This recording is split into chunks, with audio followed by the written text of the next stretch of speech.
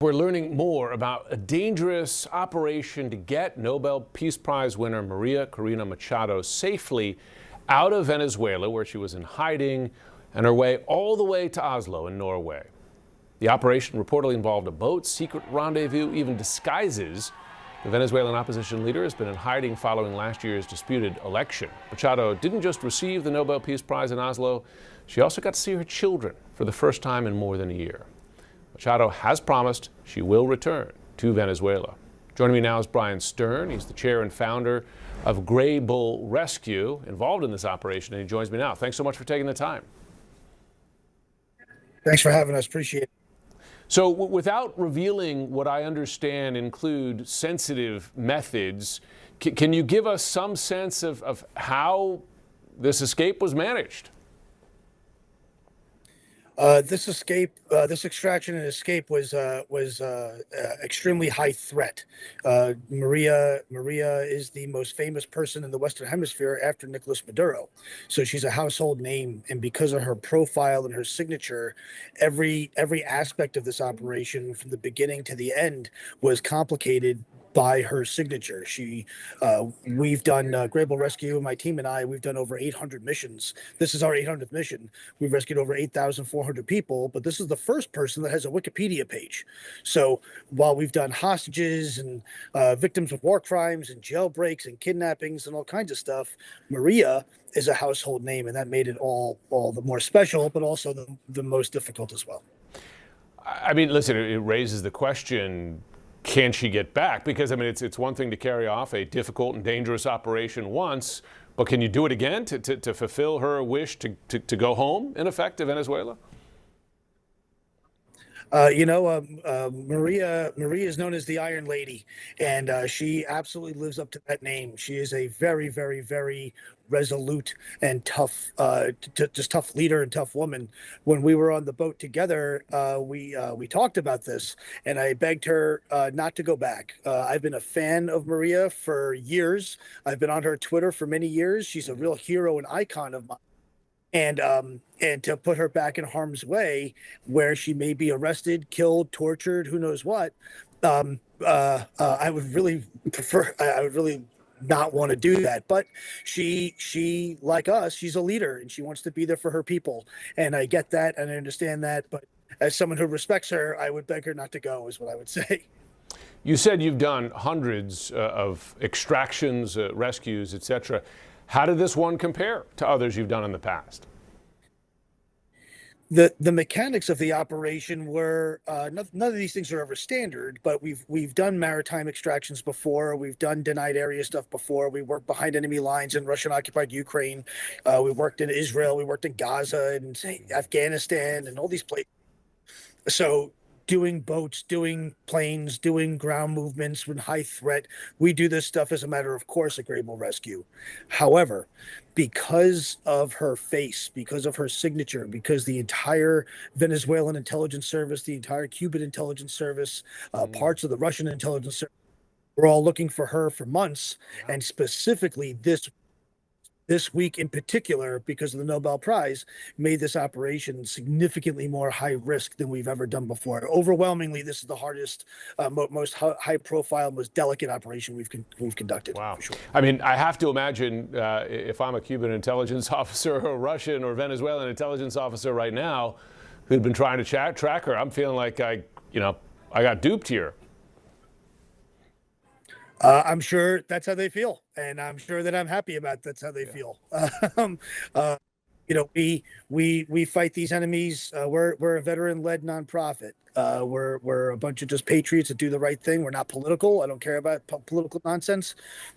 We do the right thing for the right people. And Maria Corina Machado, her values and how she thinks and how she fights for her people are completely aligned with our values and why we fight for our people. Mm-hmm. It's not because she's political. Just happens to be a leader. I wouldn't even call her a politician. She's really just a leader.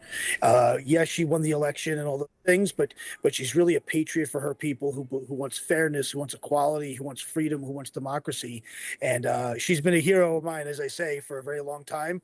When it was the privilege and honor of my career to be able to rescue a hero, someone who I know, who I feel like I know, and to share a very arduous journey with her through very dangerous waters and very dangerous set of circumstances is an experience that I can't believe actually happened. I can't believe it. Well, Brian Stern, we appreciate the work you do. Thanks so much for joining. And I imagine you're someone who's good to have on their speed dial if you end up in a situation like this. GreatBullRescue.org is our website. You can see us on social media. That's how people help us out. We're donor funded. So if you want to help, please click the donate button. It really goes a long way. That allows us to do these kinds of operations that really change the world. In this case, really change the world for sure.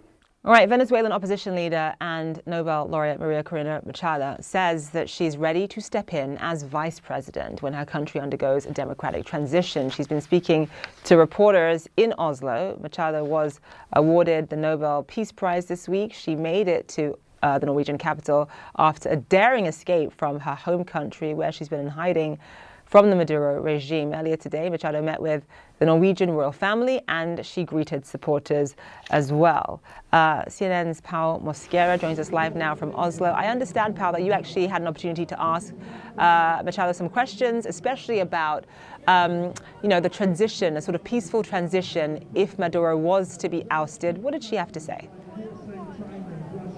That's it, Zain. Today, the journalists, we had a second opportunity, or let's say a third opportunity, to get some questions to Maria Corina Machado. But in this case, it was more a sort of an intimate presser where a few journalists made in of the room. We were one of those who were with Maria Corina Machado. In that opportunity, Zain, the Venezuelan opposition leader, seemed pretty convinced that the transition in Venezuela, it is unavoidable. They are working now, she said, on a peaceful transition, but whether Maduro decides to negotiate or not, the transition is gonna happen. We were one of those that had the chance to pose a question to the Venezuelan opposition leader, and that's what she told me. Let's have a listen. The Trump administration is already developing plans for the post-Maduro era. Where do you see yourself in that scenario? Well, not only the American government, I think many other governments around the world are preparing for a democratic transition in Venezuela for several reasons. One is because they realize that the largest migration crisis in the world today is certainly Venezuelans that have been forced to flee. And Venezuelans are also preparing to come back. So these will have impact in many countries, including the United States. I'm talking about hundreds of thousands of people that will come back home. And I will be where the Venezuelan people already mandated. We won an election by a landslide.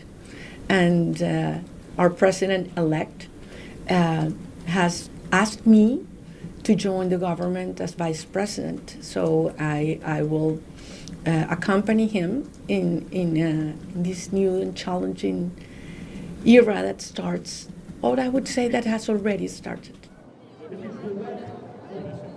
The moment that the transition arrives, she expects both the military and the Venezuelan police to obey the guidelines coming from the new authorities. Now, Zain, there are a lot of questions still being not answered, because again, we asked her about what are her future plans, but she said that so far she wants to take a rest, to spend some time with family and friends, and maybe have a medical checkup, as during the months that she has been in hiding, she has not had the time to do it.